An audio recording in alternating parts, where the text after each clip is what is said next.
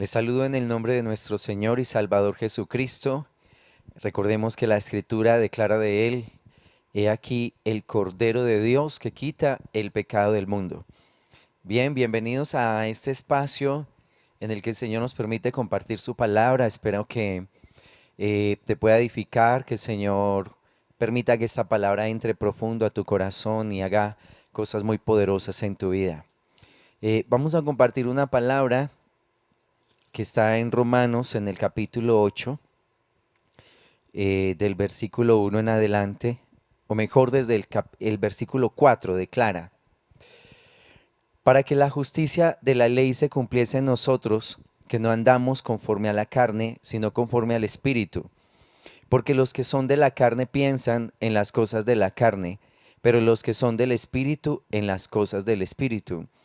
Porque el ocuparse de la carne es muerte, pero el ocuparse del Espíritu es vida y paz, por cuanto los designios de la carne son enemistad contra Dios, porque no se sujetan a la ley de Dios, ni tampoco pueden, y los que viven según la carne no pueden agradar a Dios. Mas vosotros no vivís según la carne, sino según el Espíritu, si es que el Espíritu de Dios mora en vosotros, y si alguno no tiene el Espíritu de Cristo, no es de él. Y el versículo 14 dice: porque todos los que son guiados por el Espíritu de Dios, estos son hijos de Dios.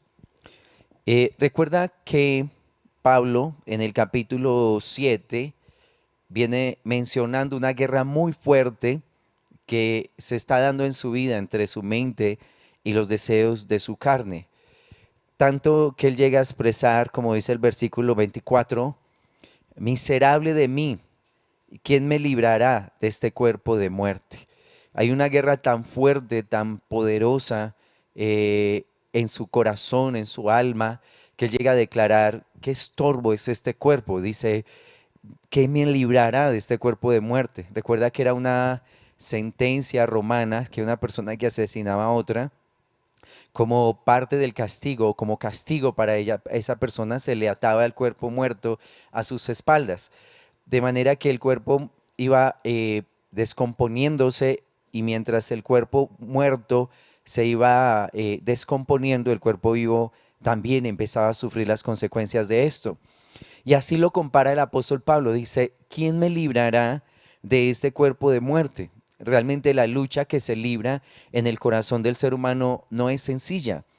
Jesús declaró, hablando, diciendo que habían dos caminos: un camino que es ancho y es espacioso, que conduce a la perdición, pero hay un camino que es angosto, muy angosto, que conduce a la vida, y es angosto ese camino. No es un camino donde la persona se pueda desplayar en sus maldades o darle gusto a todo lo que la carne pide, puesto que ese no es el camino que conduce a la salvación. Entonces, el apóstol Pablo menciona en el capítulo 8, después de mencionar esa lucha tan fuerte que se vive, nos da como una pauta de cómo nosotros podemos y debemos vivir para el Señor. Nos da como una ruta para que nosotros la podamos seguir. Y lo primero que él menciona en el versículo 4 es que nosotros no podemos andar conforme a la carne, sino que debemos andar conforme al Espíritu. Y en Gálatas, en el capítulo 5, en el versículo 16, Gálatas 5:16, declara: digo pues, andad en el Espíritu y no satisfagáis los deseos de la carne.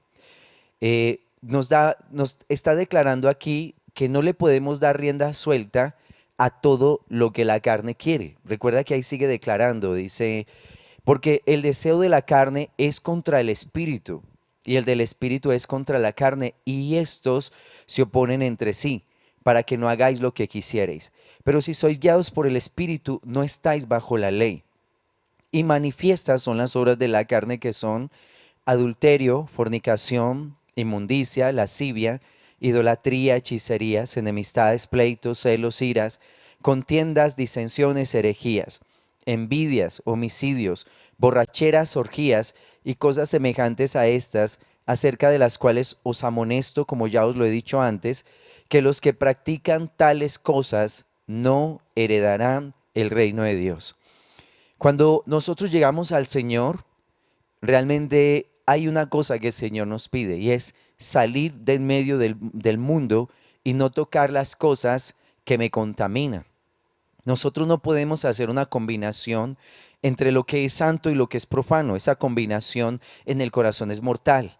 Cuando vemos allá en Levítico capítulo 10 que los hijos de Aarón, el día que se estaba inaugurando el tabernáculo, tomaron la decisión de ofrecer un incienso extraño delante de Dios, dice que salió fuego de la presencia del Señor y los consumió.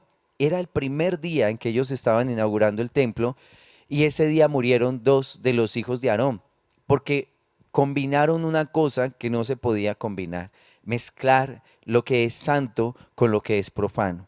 Cuando llegamos a Dios, una de las cosas que Él nos pide es, tú debes renunciar a tu pecado, tú debes renunciar a las cosas que te hacen daño, que contaminan tu alma. Jesús le dijo a la gente, después de tener grandes sanidades con ellos y después de haberles perdonado sus pecados, les dijo, vete y no peques más. Creo que una de las cosas que debemos hacer es empezar a dejar hábitos, bueno, pecaminosos, dejar de escuchar cosas que nos hacen daño, debemos apartarlas de nosotros. Cuando llegué al Señor, recuerdo que pues me gustaba mucho el rock y lo solía escuchar, aún ya estando en el Señor solía escuchar.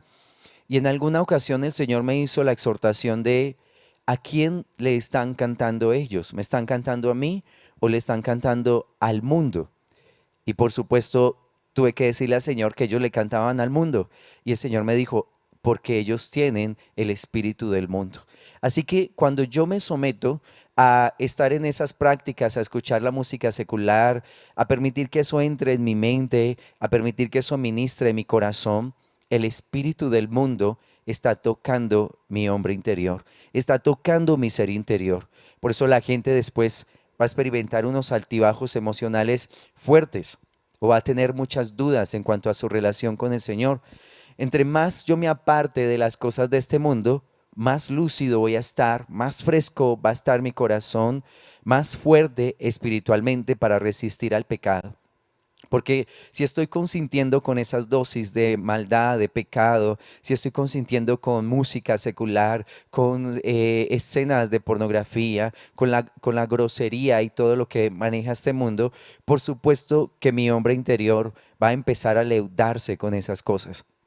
Y después no voy a poder discernir entre lo que es santo y lo que es profano. Así que eso finalmente va a terminar haciéndome una persona tibia. Recuerda que la escritura declara, Dios a los tibios los vomitará de su boca. Creo que el mensaje que tiene que ver con el pecado y con abandonar las cosas de este mundo no es muy grato en medio de la iglesia. Realmente que queremos escuchar como que nos den casi que conferencias de superación personal, más que el Evangelio.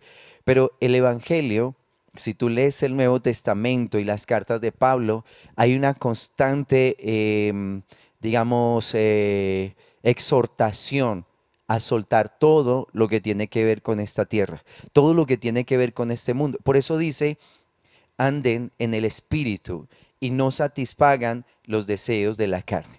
Efesios en el capítulo 4 también nos da un texto de cómo nosotros debemos andar. Efesios 4 del versículo 1 al versículo 3 declara, yo pues, preso en el Señor, os ruego que andéis como es digno de la vocación con que fuisteis llamados, con toda humildad y mansedumbre, soportándoos con paciencia los unos a los otros en amor, solícitos en guardar la unidad del Espíritu en el vínculo de la paz, un cuerpo y un espíritu, como fuisteis también llamados en una misma esperanza de vuestra vocación. Declara una necesidad sí, es como un mandato del Señor para todo aquel que se dice ser creyente. Dice, tú debes andar como es digno de la vocación con que fuiste llamado. Y dos de las cosas que menciona para nosotros los creyentes, que realmente no es tan sencillo incorporar esto en nuestras vidas, es humildad y mansedumbre. Humildad y mansedumbre. La definición de una persona humilde es una persona que carece de arrogancia y orgullo y que tiene una justa estima del valor personal, o sea, que no se cree más que los demás y tampoco se va a creer menos ni nada de esto, pero que no tiene arrogancia ni orgullo en su comportamiento. Recuerda que la arrogancia, el orgullo y la altivez anuncian la caída de un ser humano. Grandes personajes del Antiguo Testamento cayeron por orgullo, por soberbia, por altivez. Un hombre que fue afligido por esto fue Nabucodonosor, que decía, esta es la gran Babilonia que yo he construido. Y el Señor ya le había hecho una advertencia un año antes de que él quedara loco acerca de esto, y él no corrigió su caminar. Él había tenido un sueño donde se le anunciaba lo que venía para su vida. Daniel le exhortó diciendo, ande diferente, sea humilde, baje por favor la cabeza, sea benigno con las personas que están a su alrededor, arrepiéntase de su maldad. Nabucodonosor no prestó atención de esto y un año después se está pavoneando en su palacio en medio de su soberbia y escucha una voz del cielo que le declara la sentencia y Nabucodonosor quedó loco durante 7 años. Cuando él vuelve de su locura, él reconoce que fue afligido por causa de la soberbia de su corazón. Entonces, recuerda que la soberbia me pega al mundo de las tinieblas. La soberbia me hace dulce a los demonios. Los demonios vienen y se sacian en una persona que es soberbia, que es altiva, eh, arrogante. Los demonios tienen un gran poder sobre esa persona para desviarlo de los caminos del Señor. Tiene una gran influencia sobre su carácter. Entonces, estas dos cosas, humildad y mansedumbre. La mansedumbre tiene que ver con la docilidad y la suavidad que se muestra en el carácter o se manifiesta en el trato. O sea que en el trato a los demás nosotros debemos tener docilidad y suavidad.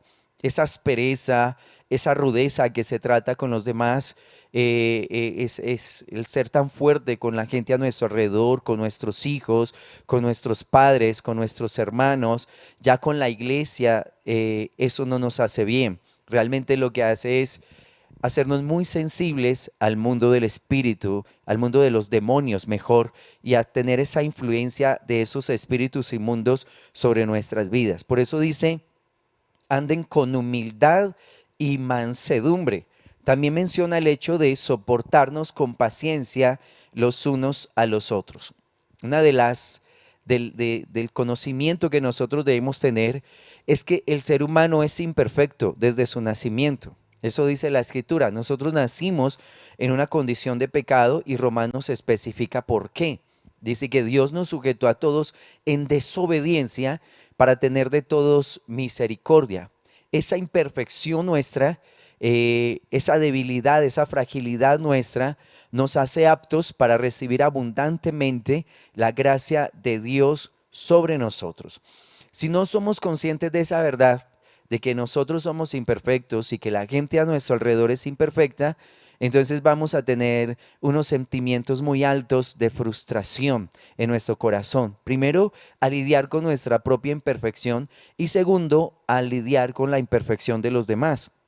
Creo que eh, siempre vamos a estar muy expuestos a herir a los demás, ya que los demás nos hieran.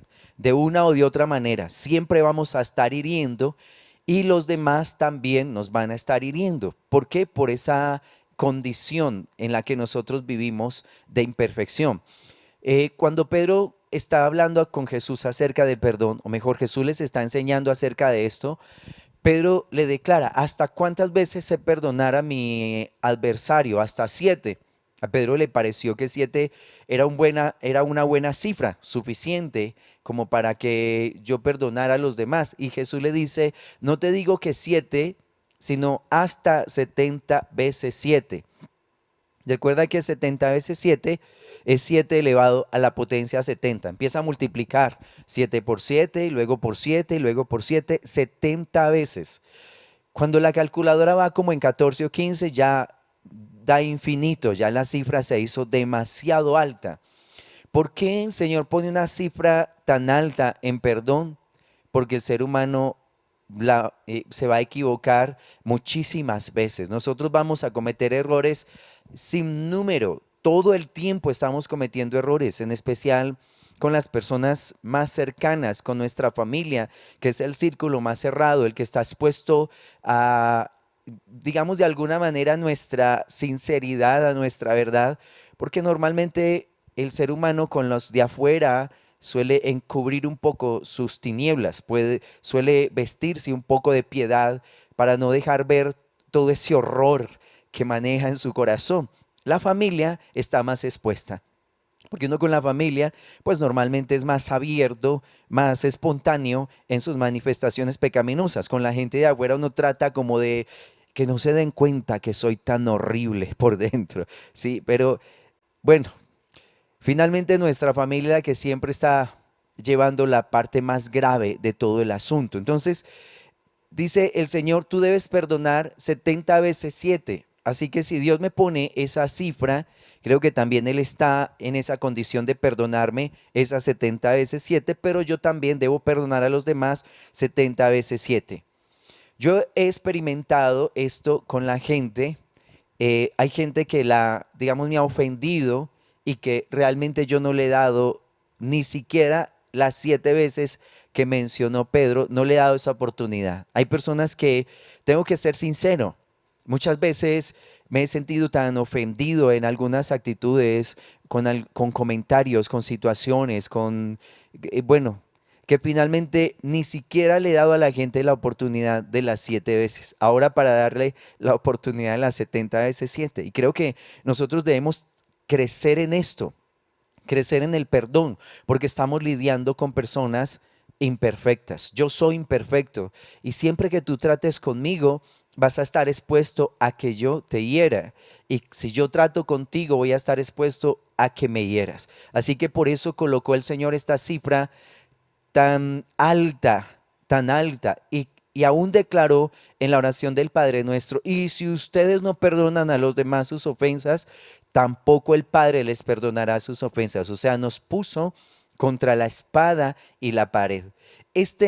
No practicar este mandamiento, no practicar esto, nos ha dividido demasiado, porque así como mucha gente yo no le he dado las 7, ni siquiera las 7 veces que mencionó Pedro, no le he dado esa oportunidad. A mí tampoco mucha gente me ha dado esa oportunidad. En la primera vez que cometí algún error, ya ellos se apartaron de mi vida. O sea, no me dieron la oportunidad de enmendar, como yo a mucha gente no le he dado la oportunidad de enmendar. Es un error que todos cometemos y es un error que finalmente debemos corregir, porque de esto y de cada palabra que nosotros hemos recibido de parte de Dios, vamos a dar cuenta delante de su presencia. Entonces, dice, soportándoos con paciencia. Estamos hablando de que Romanos dice cómo debemos andar. Debemos andar en el Espíritu. Y Efesios nos declara cómo debemos, dice, anden con mansedumbre y humildad. O sea, esto debe estar incorporado en nuestras vidas, soportándonos con paciencia los unos a los otros. Esto de soportándonos con paciencia no es sencillo. La paciencia parece haber escaseado en estos paros. No pasó el carro, lo bloquearon en alguna parte. Ese que venía cargado de paciencia quedó bloqueado en alguna parte porque la impaciencia es lo que gobierna nuestros corazones. Así que si el Señor dice esto debe estar en nuestros corazones, creo que debemos prestar atención. Cada enseñanza de Dios es muy importante, es vital para nuestras vidas.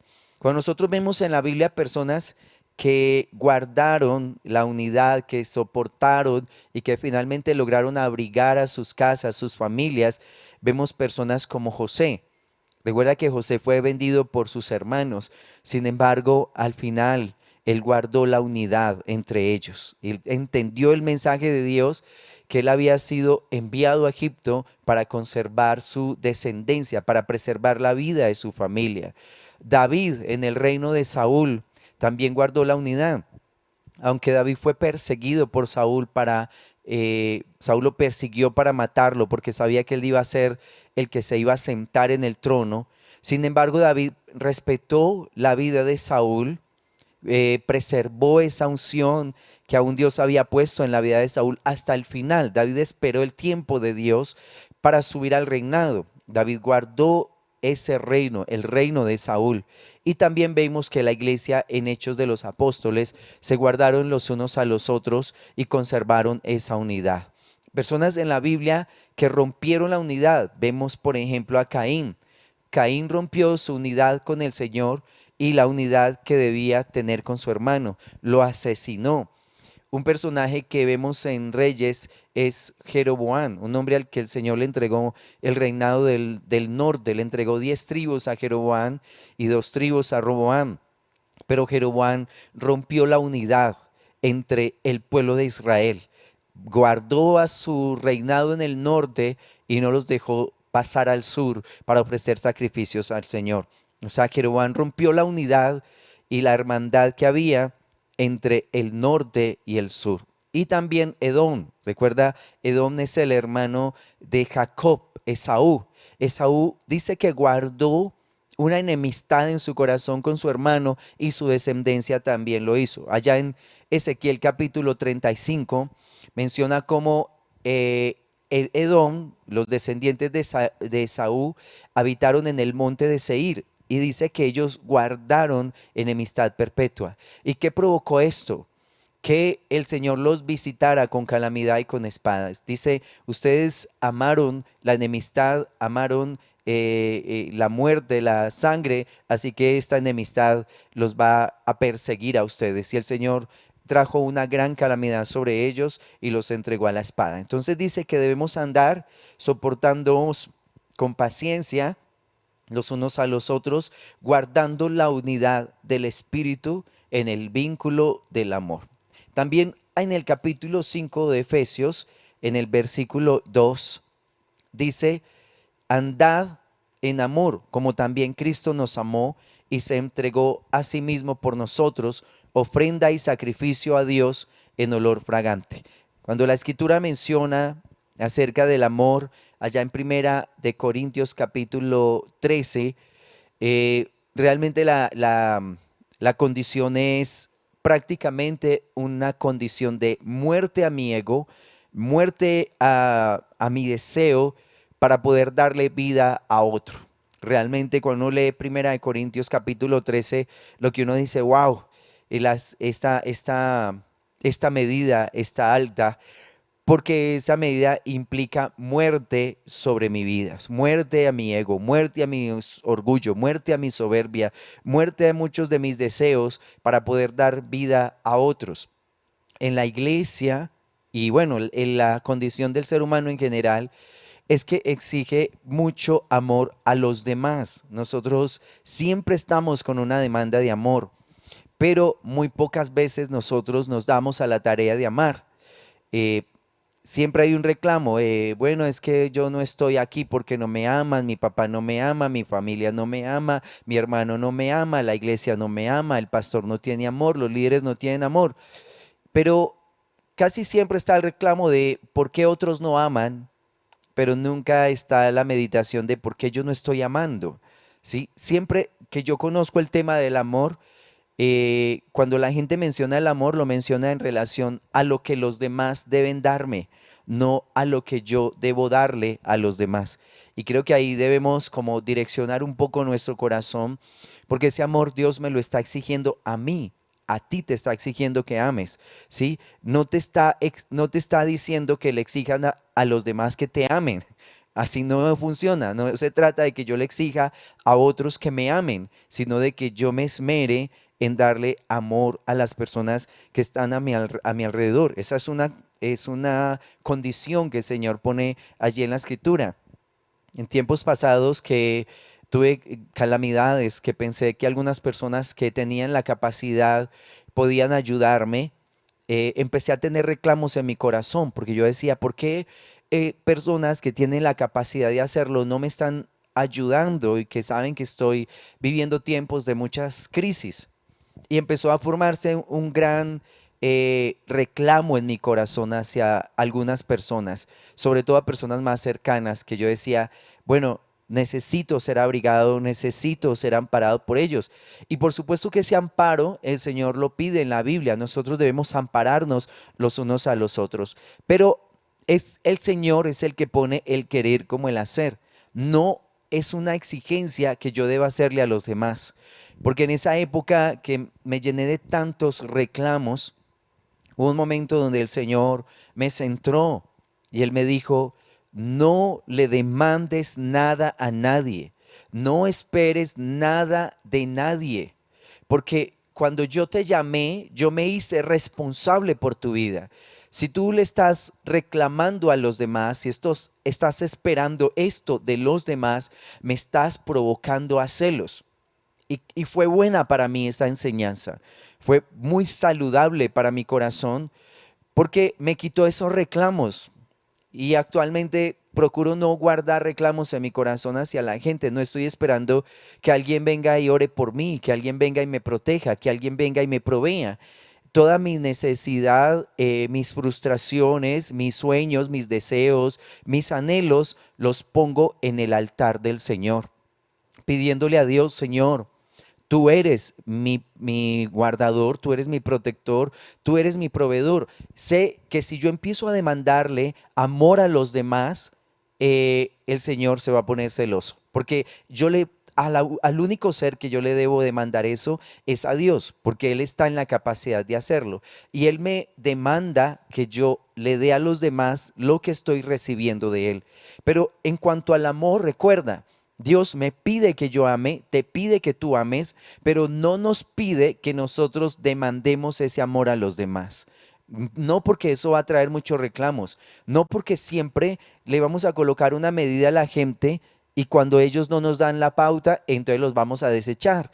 Y eso nos va a hacer mucho daño porque finalmente lo que tenemos durante generación y generación, por lo menos lo que yo he visto en estos más de 20 años que llevo en la vida con el Señor, es gente demandante de amor que hasta el día de hoy sus heridas están sangrando, sus reclamos están tan vigentes como hace 20 años. Vemos personas tan llenas de reclamos, tan llenas de resentimiento, siempre esperando que venga alguien y los ame, siempre esperando que venga alguien y los cuide y que los proteja. Y como eso no se da, entonces el corazón está supurando, supurando. Y son personas que constantemente están atropellando con sus palabras, así, diciendo palabras despectivas, palabras llenas de odio, de resentimiento y de maldad. No es lo que Dios quiere. Dios quiere que nosotros amemos, pero no que les demandemos amor a los demás, porque el único ser que puede suplir la más íntima de mis necesidades es el Señor. Así que, bueno, allí dice en Efesios 5:2 que nosotros andemos en amor. Estamos hablando del andar conforme al Espíritu. En el versículo 15 dice, mirad pues con diligencia, estamos en Efesios 5, mirad pues con diligencia cómo andéis, no como necios, sino como sabios. O sea que aquí nos pide que andemos como sabios. El sabio es una persona que posee unos conocimientos muy grandes, amplios, conocimientos muy profundos, sobre todo adquiridos por la palabra del Señor y su comunión con el Señor. Y posee un buen juicio, prudencia, madurez en sus actos y en sus decisiones. Esa es una persona sabia y que cuando las personas vienen a él, a su alrededor, él puede colocar un conocimiento de sabiduría en esos corazones que se le acercan. Entonces dice que debemos andar como sabios, no como necios. Un necio dice en su corazón que Dios no existe. Por ejemplo, imagínate ya de entrada está bien mal. Eso dice el necio en su corazón. No presta atención a Dios, no presta atención a su palabra, no escucha consejos. El necio es sordo a las exhortaciones. Finalmente termina haciéndose mucho daño. Y en el versículo, en Efesios 1, en el versículo 1, dice 1:10, perdón, se me perdió esta cita. Eh, pero menciona, hay un texto que dice, andar agradando a Dios en todo, llevando fruto en toda buena obra y creciendo en el conocimiento de Dios. Perdón, creo que es ahí en el 5.1. Dice, sed pues imitadores de Dios como hijos amados y andar en amor como también Cristo nos amó. No era el texto, se me perdió este texto, se los quedé viendo, pero se los voy a leer. Después lo verifico bien. Es andar agradando a Dios en todo, llevando fruto en toda buena obra y creciendo en el conocimiento de Dios. Recuerda que la escritura declara en Juan, en el capítulo 17, versículo 3, diciendo, y esta es la vida eterna, que te conozcan a ti, el único Dios verdadero, y a Jesucristo, a quien tú has enviado. O sea, nosotros debemos andar en esto, agradando a Dios en todo y creciendo en el conocimiento de Dios. Cuando una persona se da esta tarea, cada vez está más lejos del pecado. Entre más conozco a Dios, más aborrezco el pecado, más aborrezco todo este sistema de iniquidad, más aborrezco toda maldad, toda perversión, toda obra de injusticia, ¿sí? Entre más crezco en el conocimiento de Dios. Y segunda de Pedro, en el capítulo 3, segunda de Pedro, en el capítulo 3, en el versículo 11, dice, puesto que todas estas cosas han de ser desechas, ¿cómo no debéis vosotros andar en santa y piadosa manera de vivir? Dice, ¿cómo debemos andar? De una manera santa y piadosa.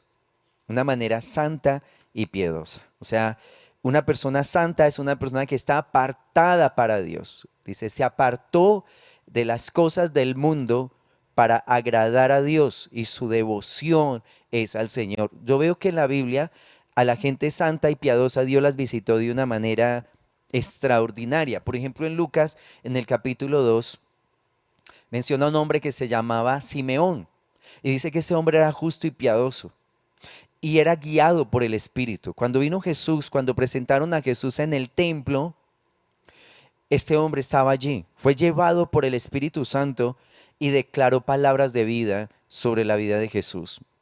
Una persona que suele mezclar un poquito de Dios, un poquito del mundo, que yo sí leo la Biblia, pero también escucho musiquita del mundo, que yo leo la Biblia, pero que también estoy viendo un poquito de pornografía. Esas personitas así que les gusta picar de un poquito de acá y un poquito del mundo y justifican esa maldad diciendo que es que Dios es amor y que Él no me presiona y que nada de esas cosas, realmente nunca van a tener revelaciones profundas de parte del Espíritu, porque el pecado contrista al Espíritu Santo. Cuando vemos en Génesis capítulo 6, dice que al Señor le dolió por toda la maldad en que el ser humano andaba. Entonces, si al Señor le duele el pecado de los seres humanos, ¿cómo vamos a decir que Dios le va a traer grandes revelaciones a aquellos que suelen hacer esa mezcla y que creen que eso es piadoso? Eso es tibieza espiritual. Dios no le va a entregar sus tesoros a gente tibia. Dios no le va a revelar su corazón a gente mundana. Dios no le va a revelar esos grandes secretos a personas que están jugando entre hacer el bien y entre hacer el mal. Mira a la gente de la Biblia. Mira a los hombres que recibieron grandes revelaciones y dime cómo era el estilo de vida que ellos llevaban. Ellos andaban con el Señor, estaban apartados. Daniel tomó una decisión radical en su corazón, aún de no contaminarse con los alimentos de Nabucodonosor. ¿Sí? Tomó una decisión de guardarse y el Señor respaldó esa decisión. Los recabitas que tomaron la decisión de ser fieles al mandamiento de su padre, de no tomar vino, imagínate, solo no tomar vino, y Dios dijo, por cuanto han sido tan fieles en seguir el mandamiento de su padre, yo los voy a sostener en el sacerdocio. Entonces, ¿cómo vamos a decir que vamos a picar un poquito del mundo y que el Señor se va a venir con grandes revelaciones sobre nuestras vidas? Por favor, No sé qué libro estarán leyendo. No puede ser la Biblia, porque la Biblia me enseña a vivir de una manera santa y piadosa. Entonces, esa primera parte que menciona Romanos dice cómo debemos nosotros andar. Y luego dice pensar. Dice, no pensamos en las cosas de la tierra, sino que pensamos en las cosas del Espíritu. Nuestros pensamientos deben ser transformados para que podamos estar meditando en las cosas de Dios.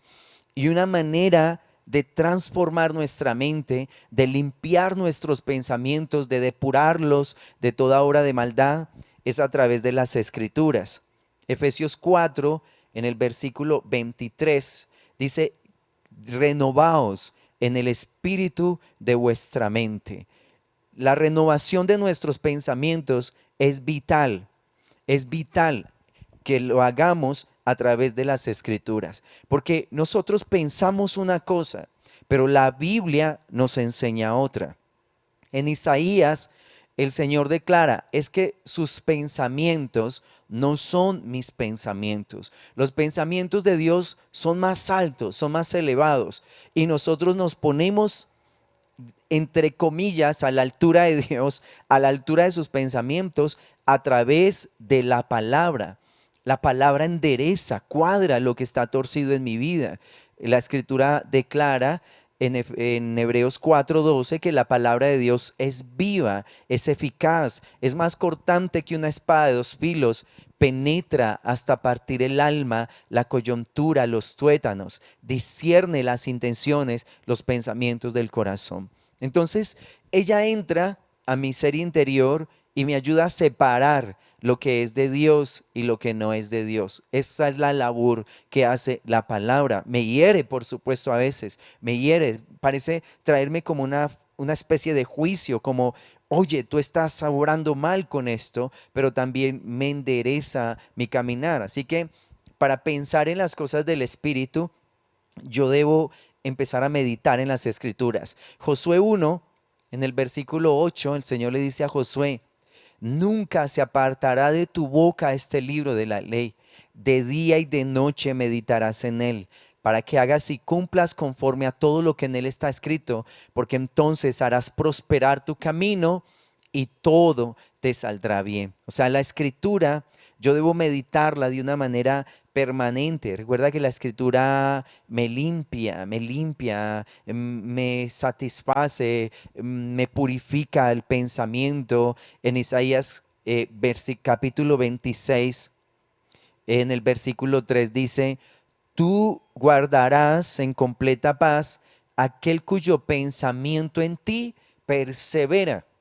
Cuando mis pensamientos perseveran en Dios, perseveran en estar meditando en Él y en meditar en su palabra, mi corazón entra en paz, entra en reposo.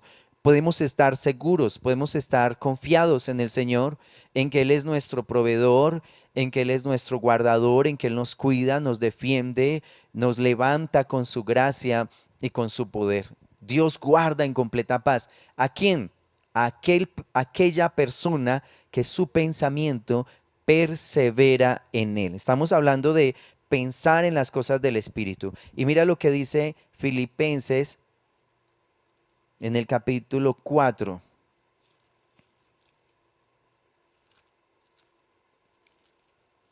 Filipenses capítulo 4, versículo 8 dice, por lo demás, hermanos, todo lo que es verdadero, todo lo honesto, todo lo justo, todo lo puro, todo lo amable, todo lo que es de buen nombre, si hay virtud alguna, si algo digno de alabanza, en esto pensad.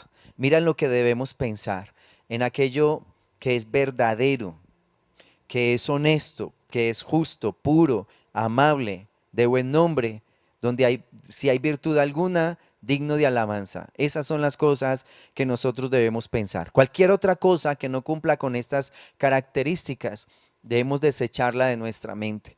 Yo particularmente no soy muy bueno para escuchar noticias ni ver comentarios. Yo no entro al Facebook a ver cosas, no me interesa.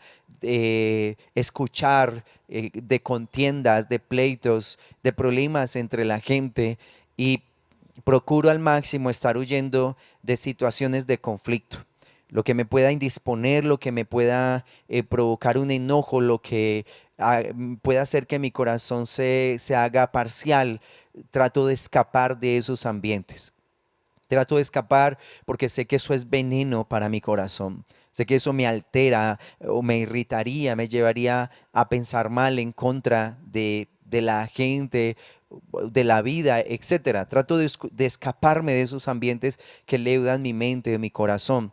Y en 2 Corintios 10:5 dice, derribando todo argumento y toda altivez que se levanta contra el conocimiento de Dios, llevando cautivo todo pensamiento a la obediencia a Cristo. Todo lo que quiera entrar en tus pensamientos, que sea perverso, que te leude, no lo escuches. No escuches la maldad, no escuches al chismoso, no escuches al murmurador, no escuches al que quiere disociar. No llenes tus pensamientos de maldad para que puedas estar fresco espiritualmente y puedas escuchar a Dios con claridad y también puedas bendecir a la gente a tu alrededor. Entonces dice el pensar en las cosas del Espíritu. Luego menciona el ocuparse en las cosas del Espíritu. Primera de Timoteo, en el capítulo 4, en el versículo 13, nos da como una pauta en que podemos nosotros ocuparnos. Dice, entre tanto que voy, ocúpate en la lectura, la exhortación y la enseñanza. El versículo 14 dice, no descuides el don que hay en ti, que te fue dado mediante profecía con la imposición de las manos del presbiterio. Entonces menciona tres cosas. Ocúpate en la lectura, la exhortación, la enseñanza. El versículo 13 y el versículo 14 dice, no descuides el don. O sea, ejerce tu don, ocúpate en ponerlo a funcionar. Recuerda lo importante que es leer la palabra de Dios. Ocúpate en la lectura y especialmente en la lectura de las escrituras. Como decíamos ahorita, la orden que recibió Josué. Aún el Salmo 1 también dice que es bienaventurado aquel que en la ley del Señor está su delicia. Debemos hacer de la Biblia nuestra delicia. Dice, será como un árbol plantado junto a corrientes de aguas, que da su fruto en su tiempo, su hoja no cae y todo lo que hace prosperará. Meditar en las escrituras me hace prosperar mi camino. Jesús le dijo a los discípulos en Juan 15:3, ya vosotros estáis limpios por la palabra que yo os he hablado. O sea, la palabra de Dios me limpia. Leer la Biblia, meditar en las escrituras me limpia. Y también es una condición para ser un discípulo de Cristo. En Juan capítulo 8, versículo 31 dice, vosotros si permanecen en mi palabra, seréis verdaderamente mis discípulos. Y también en Juan capítulo 8, versículo 51 dice que el que guarda su palabra no verá la muerte. Tremendo, solo tres textos porque hay demasiado en la Biblia que nos habla acerca de la importancia de meditar, de leer la palabra de Dios. También dice, ocúpate en la exhortación. Exhortar es animar a la gente a seguir haciendo lo que está bien. Si está haciendo algo que está bien, a que lo siga haciendo. O si está haciendo algo que está mal, a que lo deje de hacer. Es aconsejar, es amonestar, es animar a este pueblo a que busque al Señor, a que se guarde para Dios, a que se prepare para la venida de Cristo, a que suelte el pecado, a que se vuelva a Dios de todo corazón, para que Dios nos pueda visitar con su gracia, con su poder, con su misericordia. Y dice que también se ocupe en la enseñanza. En 2 de Timoteo capítulo 4, versículo 1 al 2 dice, te encarezco, 2 de Timoteo 4 del 1 al 2, delante de Dios y del Señor Jesucristo, que juzgará a los vivos y a los muertos en su manifestación y en su reino, que prediques la palabra, que instes a tiempo y fuera de tiempo, redarguye, reprende, exhorta con paciencia y con doctrina. O sea, el apóstol Pablo le dice a Timoteo, le encomienda a Timoteo enseñar su palabra. No enseñes a la gente lo que tú piensas. Enséñale a la gente lo que Dios piensa. La gente no necesita saber yo qué pienso. La gente necesita saber cuál es el pensamiento de Dios. Que la gente se encuentre verdaderamente con Dios y con su palabra. Debo llevar a la gente al Evangelio. Recuerda que Jesús le hace una encomienda a sus discípulos en Mateo 28, cuando él declara: toda potestad me es dada en los cielos y en la tierra, vayan y hagan discípulos. Mateo 28 del 18 al 19 dice: vayan y hagan discípulos y enséñenles, enseñándoles estas palabras que yo les he hablado. O sea, nosotros debemos predicar el evangelio, debemos enseñarle las escrituras a las personas para que la gente tenga un encuentro con el Señor, no con nuestra forma de pensar, sino con lo que piensa el Señor a través de su palabra.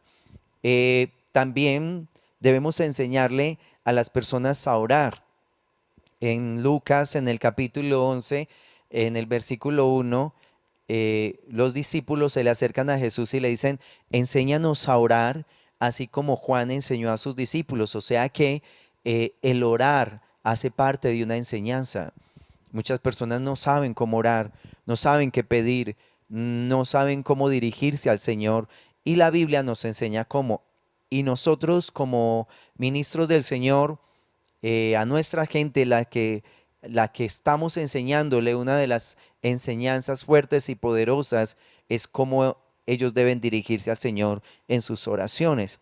Y en Juan, perdón, en Hechos, en el capítulo 15, en el versículo 35, declara cómo Pablo y Bernabé se ocupaban de enseñarle al pueblo las palabras de Dios, el Evangelio.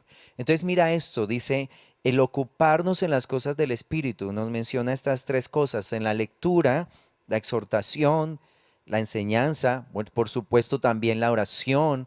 Debemos tener muy buenos tiempos a solas con el Señor. Y también declara: no descuides el don que hay en ti, o sea, ejerce ese don que el Señor te ha entregado. Ya en Primera de Corintios 12 y en Romanos también en el capítulo 12 menciona una cantidad de dones impresionantes, todos ellos para servir al pueblo de Dios. Dice en Primera de Corintios 12, menciona la palabra de sabiduría, palabra de ciencia, fe, don de sanidad, hacer milagros, la profecía, discernimiento de espíritus, géneros de lenguas, interpretación de lenguas. Son los que aparecen allí en Primera de Corintios. Y también aparecen los ministerios del apóstol, el profeta, el maestro, y Efesios complementa con el evangelista y también el pastor.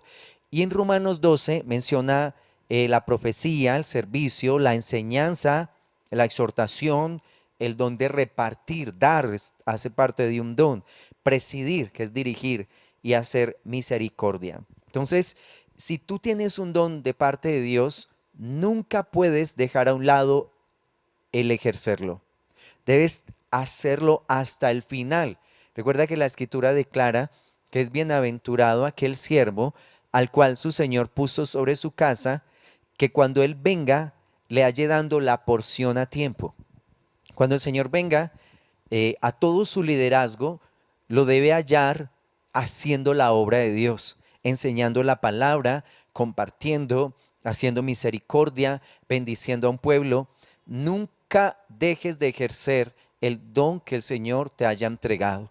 Hacerlo es fatal, es terrible, y puede destruir, o mejor, hacer que muchas otras áreas de tu vida, en tu cotidianidad, empiecen a secarse. Por ejemplo, el área económica, el área familiar, muchas áreas pueden empezar a secarse cuando yo dejo de servir a Dios con todo mi corazón. El servicio a Dios me bendice en todas las áreas de mi vida. Por eso, aunque a veces no es tan sencillo ejercer un liderazgo, pues ya estamos aquí y vamos a ejercerlo hasta el final. No dejes de servir al pueblo de Dios. Eso no es fácil. Se tienen crisis, se tienen momentos muy difíciles. Yo he vivido tiempos muy difíciles en el ministerio. Tal vez en 4 ocasiones he tenido unas crisis muy fuertes donde yo digo, ya no quiero más con ministerios. No es sencillo lidiar con un ministerio, hacerse responsable de gentes, de estar con personas que a veces uno dice, bueno, perdimos el tiempo enseñando esto, perdimos el tiempo invirtiendo en esto, en esto, en esto, dedicándole a esta persona. Después ver momentos de tanta ingratitud, ver esas situaciones así, aún las luchas que uno tiene en su propio corazón, ver a tantas personas que finalmente no siguen el consejo de Dios en su palabra, sino que más bien se van es como a la rebeldía hacia Dios. Uno dice, bueno, ¿qué sentido tiene todo esto? Pero Dios siempre, Dios siempre tiene su gente, Dios siempre está permitiendo que haya fruto en medio de muchas personas y aunque a veces no se vea mucho la labor, recuerda que la escritura declara que esta obra es como, como el bebé que crece en el vientre. Dice, tú no lo ves, no ves que esos huesos se están formando, pero ahí hay una vida. Y cuando el Señor menciona esta labor, se lo dice a Nicodemo, que es como el viento, tú no sabes hacia dónde viene ni hacia dónde va, pero ahí está. O sea, hay una obra que Dios está haciendo en medio de su pueblo y hay gente que está creciendo verdaderamente en comunión con el Señor. Y finalmente todos esos inconvenientes lo que hacen es formar mi carácter, hacerme una persona cada vez más sólida en los caminos de Dios, más firme en mi convicción de seguirlo con todo mi ser, con todo mi corazón. Finalmente los errores de tanta gente me enseñan también. Yo aprendo bastante de los errores de los demás. Entonces, nunca dejes de ejercer tu don. Recuerda que ahí en Mateo capítulo 25 menciona la parábola de los talentos. Dice, un hombre recibió 5, otro recibió 2 y otro recibió 1. Y el Señor después vino a rendir cuentas acerca de esto. El que tenía 5 entregó los 5 y otros 5. El que tenía 2, 2 más 2 que ganó. Y el que recibió 1 lo enterró. Y ese no recibió halagos de Dios. Él dijo, ¿por qué lo enterraste? Tú eres un siervo infiel, eres malo, eres negligente. ¿Cómo que no utilizaste el don? Así que si tú tienes un don, debes ejercerlo hasta que te mueras. Hasta que mueras, debes estar funcionando en lo que el Señor te haya entregado para que no lo deshonres a Él. Y en el número 4, Romanos declara que debemos vivir en el Espíritu. Mira lo que dice Tito en el capítulo 2, versículo 12, dice, enseñándonos que, renunciando a la impiedad y a los deseos mundanos, vivamos en este siglo sobria, justa y piadosamente. Renunciando, así es como debemos vivir, renunciando a los deseos mundanos, viviendo sobria, justa y piadosamente. En Primera de Pedro, en el capítulo 1, versículo 15, dice, sino como aquel que os llamó es santo, sed también vosotros santos en toda vuestra manera de vivir. Sed santos en tu manera de vivir. O sea, que una vida apartada para Dios. En Gálatas 2:20 dice, ya no vivo yo, mas vive Cristo en mí. Y lo que ahora vivo en la carne, lo vivo en la fe del Hijo de Dios. Una vida en el Espíritu hace que una persona pueda tener mucha unción y mucha revelación de Dios. En Apocalipsis, Juan declara que estaba yo en el Espíritu.